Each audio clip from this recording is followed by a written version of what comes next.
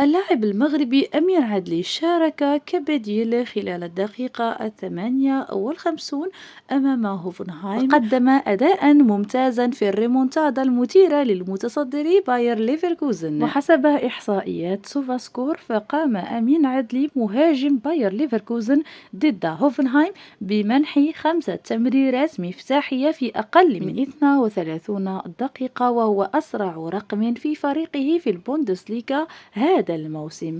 اللاعب المغربي ضمن المشاركة رفقة فريقه في دوري أبطال أوروبا الموسم المقبل بعد الفوز المهم الذي حققه فريقه الذي يقربه من لقب الدوري. كما أن البعض يقول على أن هناك فرق كبير بين أمين عدلي بقيادة ألونسو وبين وليد الركراكي، فبعد دخول أمين عدلي بدل هوفمان أعطى نشاطا وحرية أكبر للاعبين. لا تنسوا الإعجاب بالفيديو والاشتراك في القناة ليصلكم كل جديد.